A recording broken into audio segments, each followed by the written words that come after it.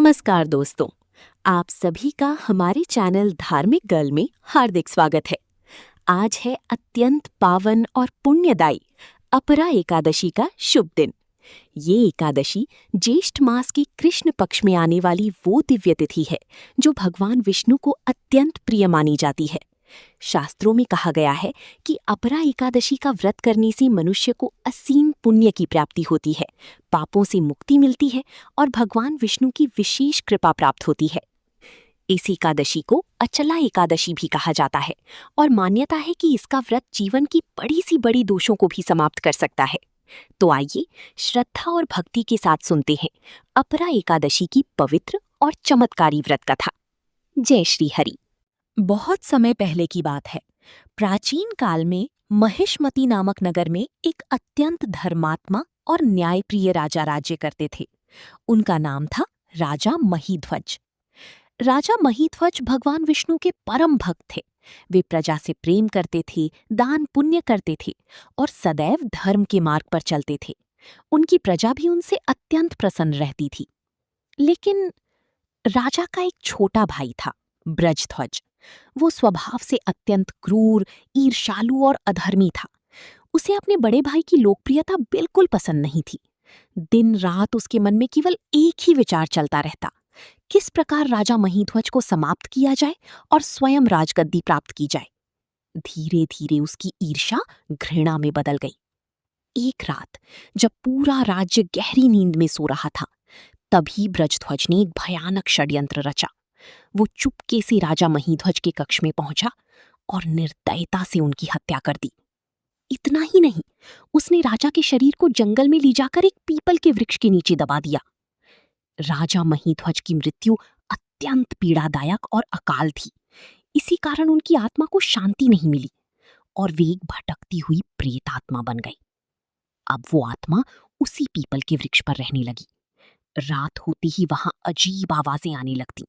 जो भी उस रास्ते से गुजरता भयभीत। एक दिन महान तपस्वी और ज्ञानी ऋषि धौम्य ऋषि उस जंगल से गुजर रहे थे। जैसे ही वे उस पीपल वृक्ष के पास पहुंचे, उन्होंने अपनी दिव्य दृष्टि से समझ लिया कि यहाँ कोई पीड़ित आत्मा निवास कर रही है। ऋषि ने शांत स्वर में कहा, हे आत्मा, सामने आओ। ऋषि की वाणी सुनते ही वो प्रेत आत्मा वृक्ष से नीचे उतर आई। वो अत्यंत दुखी थी। उसने हाथ जोड़कर ऋषि को प्रणाम किया। धौम्य ऋषि ने पूछा, तुम कौन हो और इस अवस्था में क्यों भटक रहे हो? प्रेतात्मा बोली, हे मुनिवर, मैं पूर्व जन्म में राजा महीध्वज था। मेरे छोटे भाई ने ईर्ष्या में आकर मेरी हत्या कर दी। अकाल मृत्यु के कारण मुझे ये प्रेत योनि प्राप्त हुई है। कृपा करके मुझे इस कष्ट से मुक्ति दिलाइए। राजा की पीड़ा सुनकर धौम्य ऋषि को दया आ गई। उन्होंने कहा, हे राजन, ज्येष्ठ मास की कृष्ण पक्ष की अपरा एकादशी का व्रत अत्यंत पुण्यदायी माना गया है। यदि तुम श्रद्धा और नियम से ये व्रत करोगे तो तुम्हें इस प्रेत योनि से मुक्ति मिल जाएगी। राजा महीध्वज ने विनम्रता से कहा, हे मुनिवर, मैं आपकी आज्ञा का पालन करूंगा। धौम्य ऋषि ने विधिपूर्वक अपरा एकादशी का व्रत कराया, भगवान विष्णु की पूजा करवाई, मंत्र जाप और भक्ति करवाई। जैसे ही व्रत पूर्ण हुआ, वैसे ही एक दिव्य प्रकाश प्रकट हुआ।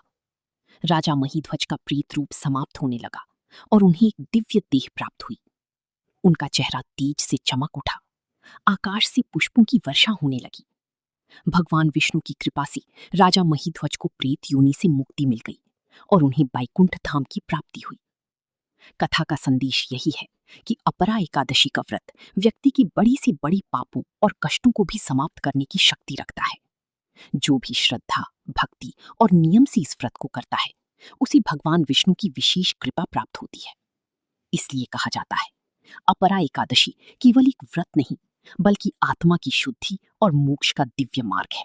तो दोस्तों, ये थी अपरा एकादशी की पवित्र और दिव्य व्रत कथा। ये कथा हमें सिखाती है कि भगवान विष्णु की सच्ची भक्ति और एकादशी व्रत का प्रभाव मनुष्य के सबसे बड़े कष्टों और पापों को भी समाप्त कर सकता है। यदि आप भी जीवन में सुख, शांति और भगवान विष्णु की कृपा चाहते हैं, तो अपरा एकादशी का व्रत श्रद्धा और नियम से अवश्य करें।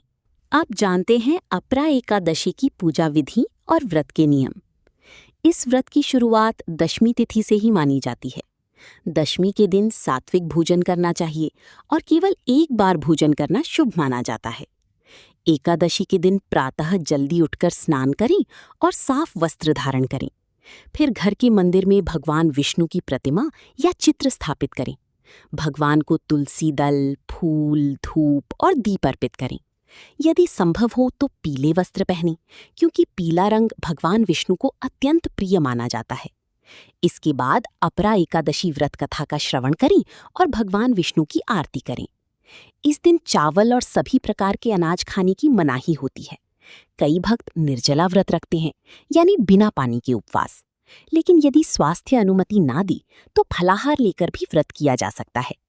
सबसे महत्वपूर्ण बात यह है कि इस दिन केवल भोजन का ही नहीं, बल्कि विचारों का भी उपवास रखना चाहिए। किसी के बारे में बुरा ना बोलें, झूठ ना बोलें, क्रोध और नकारात्मकता से दूर रहें। पूरा दिन भगवान विष्णु के भजन, कीर्तन और मंत्र जाप में बिताना अत्यंत शुभ माना गया है। रात्रि में जागरण करना भी बहुत पुण्यदायी माना जाता है। द्वादशी के दिन ब्राह्मण या जरूरतमंद को दान देकर व्रत का पारण करना चाहिए। तो दोस्तों, अपरा एकादशी केवल एक व्रत नहीं, बल्कि आत्मशुद्धि, भक्ति और सकारात्मक परिवर्तन का एक दिव्य अवसर है। ये दिन हमें सिखाता है कि सच्ची श्रद्धा, संयम और भक्ति से जीवन की सबसे कठिन दोष भी समाप्त किए जा सकते हैं। यदि आप भी भगवान विष्णु की कृपा पाना चाहते हैं, तो इस अपरा एकादशी पर पूरे श्रद्धा भाव से व्रत और पूजा जरूर करें। अगर आपको ये कथा पसंद आई हो तो वीडियो को लाइक करें, शेयर करें और हमारी चैनल धार्मिक गर्ल को सब्सक्राइब जरूर करें। नीचे कमेंट में लिखें, ओम नमो भगवते वासुदेवाय। शाइंग। जय श्री हरि। जय विष्णु भगवान। धन्यवाद।